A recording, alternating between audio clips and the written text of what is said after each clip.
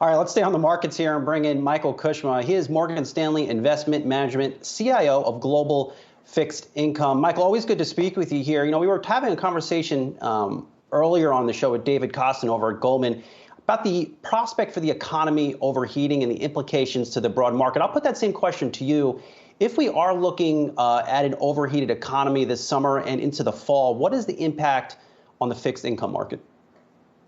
Well, this is the ongoing debate in fixed income between the transitory inflationists and the more permanent inflationists. The Board of Governors at the Federal Reserve Bank believe mostly it's transitory. They seem to have given it a little bit on that front and being a little more cautious about how long the transitory period will last. But the bottom line, the longer it lasts, the more inflation becomes maybe not permanent, but embedded in the system for another next 12 months to 18 months, the more interest rates will probably have to rise as the Fed down the road will probably raise rates sooner than expected or have to raise them by more than expected over the lifetime of that hiking cycle. So it is a very, very important question. I think the question to answer, the bottom line is we don't have a lot of new information today to know how this is going to play out, given all the problems we have in supply chains, disruption in the labor markets, and we won't really know till I think the fourth quarter how this thing is really playing out. Michael, it's been an interesting time just looking at the yield that we're seeing, especially at the longer end of the curve. We had such a sharp backup in the early part of this year, but now, the 10-year back towards, I think, 150 or so.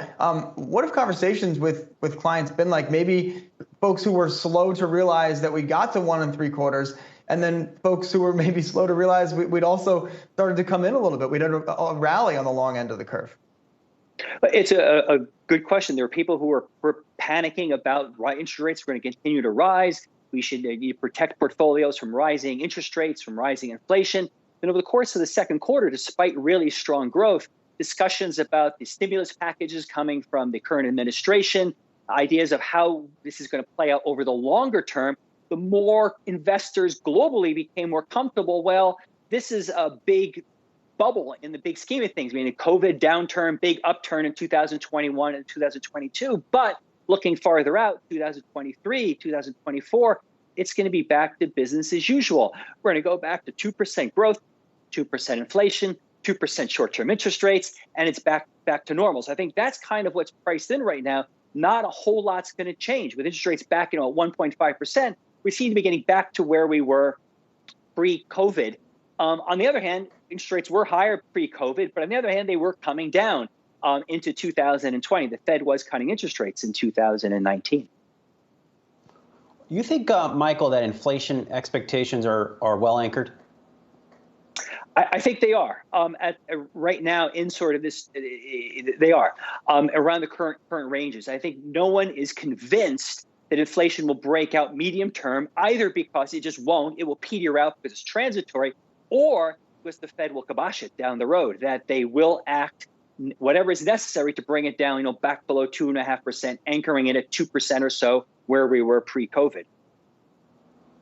And, Michael, maybe thinking a little bit more pointedly about the Fed and Fed speak, the real nerd stuff that we all love to get into here. We've kind of set up maybe for a Jackson Hole tease of tapering, and then maybe it starts happening in December. I mean, how focused should the market be on the minutia of the Fed changing its policy stance if we all agree that sometime maybe in the next 9 months, let's say, next 3 quarters, that is going to come to pass? How micro-focused need investors be on the moment that the Fed announces that it will begin tapering its asset purchases?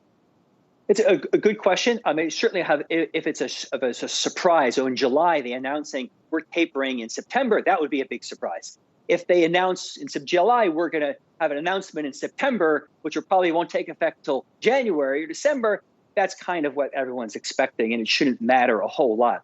I think what really the big question is, can they raise rates before they end QE?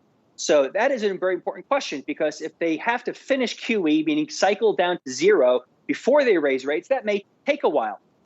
It may be shorter if they say, oh, we need to raise rates in 2022 and tapering has to be finished, so we're going to taper very fast. So I think the combination of tapering is inextricably linked to when and how much they're going to be raising rates. And that nexus is interesting because one will definitely affect the other, could affect the other. Well said. All right, we'll leave it there for now. Michael Kushma, Morgan Stanley Investment Management, CIO of Global Fixed Income. Always good to speak with you. Have a great July 4th weekend.